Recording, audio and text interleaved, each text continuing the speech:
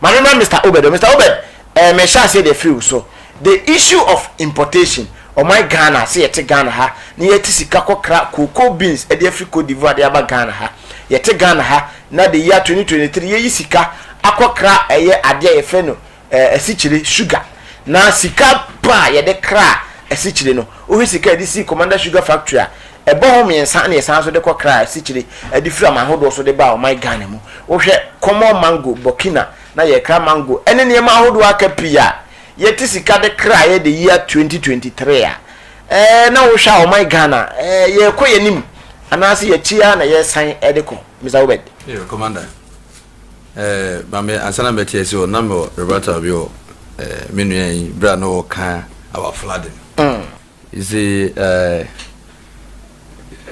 abaya waba intentionally ebie isu se me fa Ghana for ebi si Ghana be ko se muda and see ka di odwene Ghana for ho a enye MPP aban nemum the MPP you see importation say in 2021 Ghana yes say a whooping $6 billion on a $13.6 billion and then in 2022 yes say $14.62 billion and then 2023 $16.31 billion and then me no ka say 2024 you know baby Ghana ya say 107 billion Ghana cedis on importations in Kuma. You see, this is Omaya Yenya Imwa can you for maybe a tum no more catcher, yes, sir. Yana Wakasa into more catcher, yes, sir, or no more dear. Ba woma bay. And ya say, ye back cranioma if Ramon. They will make sure ye bet in your mind, ye cra, and on this drastically. But then what we see, we wake up every day and your macrano and then you cry toothpaste. Na I am a say ye cra a citrus mango. Wa bra ban we ya barber set taxpayers' money on programs like planting for food and jobs. What do you call one district, one factory? Commander, see ye kesika a rasa programs we want. It will teach you for yet you can't be free. I'm on it. When the Dikamagan and Nibia say Musadabi, a man way a better kunyaso on deception. Oh, but I because I give you Mukaso Mubeya commander. Anyadia et me repay a magan and knee to Merminia or Tegan and Yasu. We will move the economy from taxation to what? Production. Is that what we see? Nina na accounting for the exchange rate no dwania and the dollar not teaching into me enchene baby baby cry you no ache your best Ghana for say baby edru no MPP aban when na e ka mismanagement of the economy na yeme ya let me say there's another topic Rebecca Huasem say Ghana has been placed fifth in terms of governance and whatever about they say what to my we na yakra bibia bossa sauce yakra yatade ye say ene we afiti hay e free no suru besi form there is no Ghana made me wa ko anda ka tire bibia won hu bia nya de free Ghana na say say aban we ana ye ba bidi akira na ye baburu na ate Ghana hanoma ese se usu e de magana na enda so nyina ansan kire say ye wotikese awi adwubia obe odi ne mapa begu akwam ye former president His Excellency John Dramani Mahama was yes in Hong Kong so etia pakam a in 2024 ye be pam abo so na ko trem room near John Dramani Mahama abedi ade amaga na efrado makwa adum commander ye onema bebre ade egu akwam a in fact ye ba sanwema we unhubi okay ye ba unhubi because ye ba amaga na mabunu ede yensa ye adwuma na enwuma na ye ba be ye no eso aba beba no etimi dia kwa mono ne you see I read ibia na kire say about say the containers 12 and the free mono ne ba emu 9 esa go back to mono ne empty Ghana the can you say be MPP for Munio. Woman pa, but ye can ye can, and then I could say ya cray, a MPP for the crack. So I could say, ne turbine, ne pass NPP party from penny for the crack. Ah, okay. And to say, nay, casse, young one my portrait farms, ye Ghana, in your brand. Na and Coco Pasa, ye cray free, Bruni where we, yet to sono, ye go abuse Wajuma. They are making money with almost everything in Ghana. And me can we not just say I am on your phone and a crap and you man no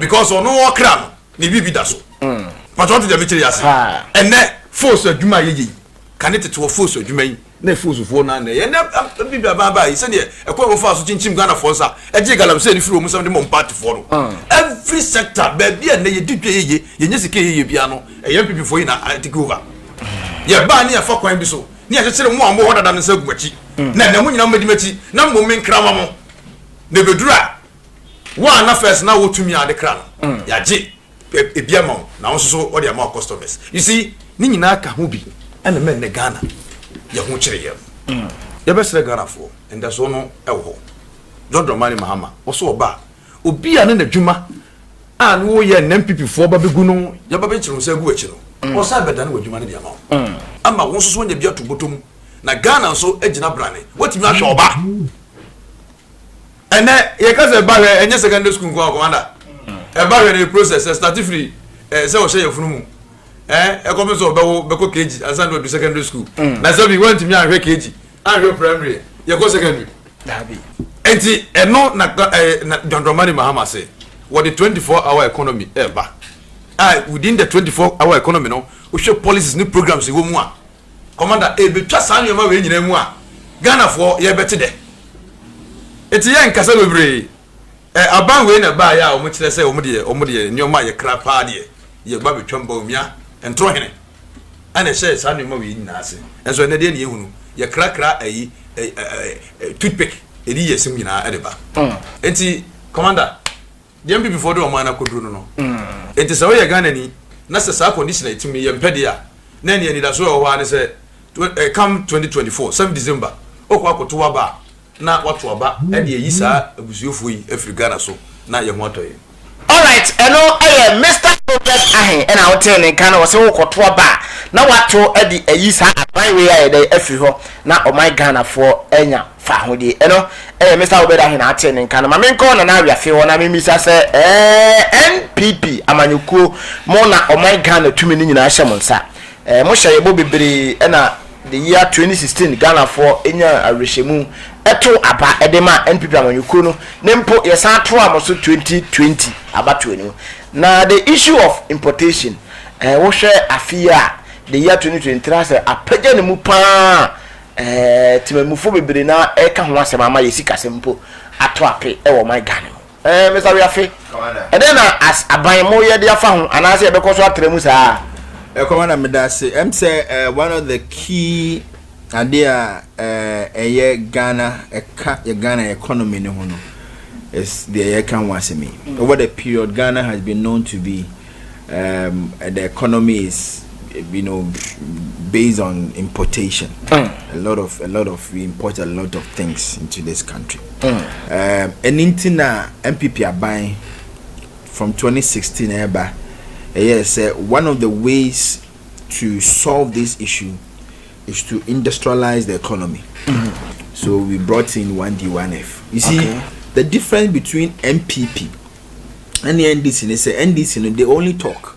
Okay. You see, mean you kasa bibre, but we don't even know one solution to the issue of professor. Wakasa omode 24-hour economy ba. How do you lema adwuma adoso ma se ne maybe sa no.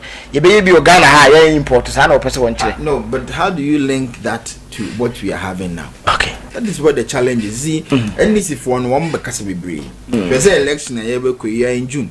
You cannot tell me one key idea and this is on to address their supposed mess that we have created. So the difference between the MPP and then this is clear. MPP, Kasa, we talk about solutions, and I'm saying that the issue of Ghana economy being import driven has always been there. But in 2016 we had clear cut policies. It be go akoma, it be making sure say be mitigate, be at the end so. Because but then it's always difficult for you to achieve. Now, listen, you will say one of the ways is to industrialize the economy. There can 1D1F. The idea of 1D1F near say you be creating more factories so that we'll be able to produce most of the things that we import. Now, you need to also think of how you will be able to stop the imports coming in. Before me stopping, you have to make sure that the production meets the demand. A key, because if the demand is 10, then the output of production is 5. There will be a deficit. Why are we going to get them? We need to import. So, before you be able to stop the importation by imposing taxes on them, the only way is you cannot stop Obi also but through policy, which bank has okay and there's a tax and no makes me deter and control from importing. But you cannot do that when the production does not meet demand over here. So production need say Commander Sugar Factory yet me produce 10 bags a day. Now a day so no demand nipa epe bi ato na bi omu hia bi 15 na say your production into me ndrusa and na I don't want money ahebe. Exactly, you cannot stop the importation. This your person stop importation, you see your production more. You understand? Or it should meet demand. Okay. Now there are so many things into this. I thought answer the issue of production in Ghana is very expensive. I mean, if you ubusa perfect grade. Why now we don't have our publishing companies working in Ghana? Because production is expensive. Why? Because labor is expensive, electricity is expensive, and other materials are also expensive. Now, and sometimes you look at cost of production over here as against cost of production elsewhere. And also AD in importation. Say you see a election, and this and this for or more t-shirts no more bibi or more India. Ask them NPP for ask them. And this for all the political even Agafantoka or the new war background. Or also the outside. No, their production house in Ghana. Why is it that the NBC is not producing their? Why is that the NPP is producing their shirts in Ghana? You see, so a lot of issues go into this. Mindsets can now we can sometimes Ghana. There are a lot of issues at parliaments between the minority and majority because we wanted to have some waivers for some companies to be able to do. And not to cut tax incentives, the better production be less. And these funds are one penny. They are working out of parliament because they don't want to be part of this tax incentive. You are giving this 1D1F companies for them to produce at a lesser cost. You see, only a man before. Okay. Some of these things here, so they bear the cost of production will be majority leader Becca said the minority are sabotaging the government. Yes, and that is why the majority people have to go into history. No, go into history and talk about the tax waivers we gave to the brother of the then president Ibrahim Mahama. You see, this government has set up industries. The only government in the full report was setting up industries. Now these people want to come in to help in production. Want to give them some incentive for them to be able to come and do open jobs for Ghanaians, you to partake. Also when you sit in parliament, you walk out. You don't want to do it. Then you sit here talk about the economy. Amount for the creating the avenues you want to go to create the job for the people to do. You don't want to participate that in parliament. But if you come to a monument in parliament, there the MPs in NDC, they sit there to pass the laws. Meaning, it's a lot of issues that is part of these things. But you see, Yes, what we can do is that this MPP government has shown over the period that we have the means to transform this. Sure, the industries no. We say, if you put the interventions in place, resource no, a chance no. And it's going to take time for it to reflect in the economy. Okay, a lot of the industries we are putting up.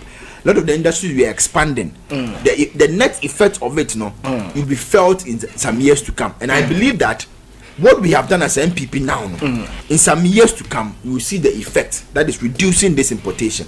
So we are going to reduce electric. If you listen to our flag bearer, or the name of Guaquan, even the port, so the bear also aligning the port duties to that of event Togo. So the bear. A Bema Ghana for until we are rather bringing in the solutions. Unlike Nkofo Ramosi, they talk about doom, without talking about a single solution to the issue.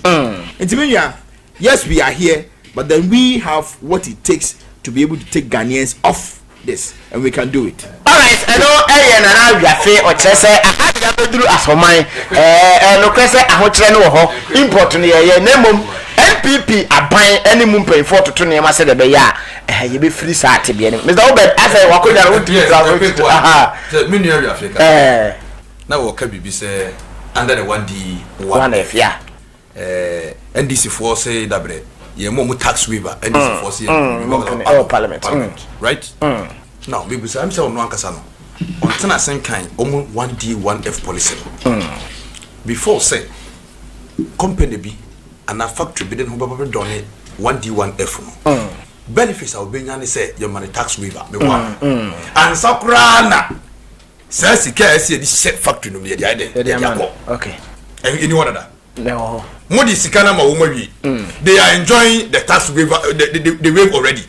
So Breben and NDC for Ekoka say Yampene. You get the point. And more to it. Tamana mo pass 11. And I say about Parliament. Tamana mo pass 11. And this is for working out of parliament, sir. But you want to head and pass. It is a much more Ghana for no more Ghana Timamu for how at hand. Yes, Empo, and this is for you do say yes. The only say yes, and more canoa. Come working out of parliament. Number the most of Ghana for you could have still passed the law. And why will fast some passing 11? You could have not seen. And I commanded them make a you see, they have nothing new to offer to Ghanaians. Okay. Under the 1D1F, already they are enjoying the waiver already. So you can't come and tell Parliament, say, yes, sir, move waiver. Which waiver? Now, what is the impact of the 1D1F? And with various districts, companies, you see, what's a Vesta oil, right? Yeah. Let's limit our conversation to Bosom trade. What is the cost of Vesta, a liter of Vesta oil? Already you enjoy tax waiver. Are buying the man Sika. Edit the company. But what did the say? Your Samsung engine tour. What is the cost of a liter of Vesta oil? Market. Do you even see one in the market? No. And to say the Sikana Kokomamo Ghana for taxpayers' money. Commander, yet your mamu. I'm a mom is a bezel say. Osasi and some waiver bill. A dear waiver. Brennan say, Obini the sellers. Obini. Yeah. Well, Babontian was bitterly. Because Brana Alanche Matenyan Minister for Trade and Industry. On my own tax waiver. You get it? And for tax stamp. Every product being be done, there should be a stamp. Machine at the bus stamp on. Women are about you. I'm working on machines in the buy. It was new to Ghana. You need baby credit to repairs. If you didn't say, I say this. Now, companies catch them say, Mumania and Concoto your stamp on them. You got two machines in the bar. Say, in baby, what repair? Obini said, to about 10 from this MPP. And then you have some like a market. It's another say, it means that you cannot continue with production. This was Uncle from killer policies are Modia Bamudi Kum and 34 any woman companies are only companies I can say. You are not here to talk about it, but you are here to talk about NDC. Those times, your Muhammad type, your pharmaceutical companies, Sika, and then who rap pharmaceutical Ghana phone F4, actually from on neighbor. That is a visionary leader. And then I can't want some no. eti ka de ye kan say enka under 1D1FE I was some share the investor oil enka investor oil ba puto market oko ejache market oko contract market is the cheapest commodity in the market because all right they are paying taxes. Mr. Robert ebrenin 2 minutes per we ye kan nyina no over the World Economic Governance Index 2023 I say oh my Ghana the best governed African country I toso mako enum Commander 2 minutes per mpacha bre 2 minutes omo gina omo de research ni gina anema nine so okay 1 corruption 2 rule of law press freedom and then political rights. Yeah. Commander, minim baby omo yom research in fire. Now under this government, I witness Ghana for witnessing unprecedented corruption scandals. I was buying with a Japadio. Damn minister. So we are not into to mention all of them. Okay. Now cash for seat near the Adina. MPP are buying you. Cameras at you onum. Chasadu Wahenum. Come at you. A buy penifua involving daylight robbery. Yeah, we are Ghana for taxes. That's how I say. So who make a research based on corruption? Now so much pass corruption there. Then it's up to you, Commander. Yembra rule of law, and then yet you say your Supreme Court. And I say your courts the Supreme. You get it? And yes, say you respect it. Yet justice here open. Okopre MPP primaries. I will lose you here. And they are appointing to Supreme Court. Other judges are you do say they are party communicators and then almost Supreme Court. So if you are here to talk about rule of law, now by or no appointing the party for into our courts. And say hono, also what person or what? You see, Commander, yen yet you and you make us organ hano. Yen what I say? And even electoral commission, you appointed party for. Now say you rule of law. Me, I'm still at the rule of law. You are attorney general. What patch out? Flow will be said. Put one throw to a business funding to a busy Ghana about some muda. A young people before the victim is anyway. Eh? They created the office of what? Special prosecutor. And at the end of it, one Kasanga Bamboo for Krano, El Ambassador. So we're corrupt. Nancy Soti anti. How crusader we Martin Amidu and some more kafa more special prosecutor and then another 12 months can be yet here a person another memo on rule of law. Now you not press freedom, Commander. I had can you person can want Kasakra Muam and the MPP Muam press fui mon central fui Gura for ya bring wom and the plan of my first Ghana. Na se obisi o reti aban no na press freedom ka ho no se wa pass no a it's up to whoever did that research. Na dey see am political rights. Hey, yet he had last elections a year Ghana. Brasa me je fi koye na press conference and this for we ne. E dey na hu ni Ghana ha. Yes sir, who loves ko attack collection centers. Between kunkum bi. It is a ne yet he had ye reti aban we. Na say about political rights what person no Commander yeni etim mu ha no ene nim de yekoso say the work can brain ko enka we have a lot to say ye the base ya but ye catch the Ghana for nyina say ekuo no kura no a yes our research no wo mu credibility ni say so what you say and apart from our research we no research a hold ben no matima ye de aba we feel say ebra ye hu say nansan hu say e bi bai another findings by na aban wo more we case of my ya mobra na Ghana ye we nimpa we sure say no na bia na we afirma ko tu sika man crofo bi say ye bibi fa person nim ko say they are very good at it and man crofo so they counter you can say research we aba but I can't tell say e ko si hwe Ghana for area tim e je hye ye ne hunu it won't prove for we e ma kire say more it say the whole Africa no we are the Mauritius Namibia, South Africa, Botswana, and Ghana D5. Yeah. Amay nyaya amaya. Sorry. Anyone koyi. It is now what catch them say. If you mun kan jire say teni table no a. Amaya ni man koyi no. Ghana di kan. Na mo e mo e so mo. All right, I know Mr. he wono we former communication director edema NDC Amanyoko no e wo bosom twasa da no kase regional communication team no we member ono na wote na no di kasa na we afe na mako tuasi kase ye mama baso no se ye famonto 5th position sana Mr. Obedi ko NDC for say I just want to believe say passing comment be kakre no I mean you are the minimum I mean or be or take keen interest in economic in academic exercise. Okay. I'm not sure say he really want to impugn the integrity of the integrity of such a renowned index. Okay. Said the American was a mechanic say NDC for no doomsayers. Okay. Omo de and the papa bam so mbogu. Do you understand the point I'm making? Yes. And that is exactly what mean you are here. Even in a glaring idea we say the indices are there. If you want to get into the methodology, you'll be able to see what's speaking to the indexes. And everything he says, he's trying to find some negative aspect of it. Okay. Ghana is the best governed country. In fact, in West Africa, Ghana is the first, is the best governed. In Africa, is the fifth best governed. Yeah. In West Africa, Ghana is the best governed. The indices are clear. It is clear. I am very clear. Press freedom. People can go about whatever they do. You talk. You need the say the Kenya that we want to lambast the judiciary and say or see obi eko stand as MPP, a parliamentary candidate into appointing to the Supreme Court.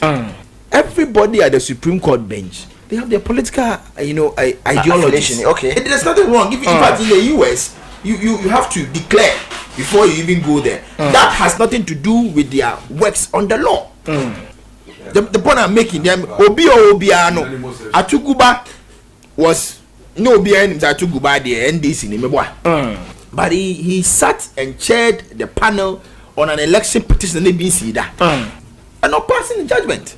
See, the fact that somebody is sympathizer of a particular party does not mean that it affects the work. It shouldn't affect the work or And so if I sit on a bench and then I am biased to a certain political party, it doesn't mean that the judgment I pass should also be biased. That is where we should rather advocate for that. Okay, now let's say bring it. Yes, sir. Almost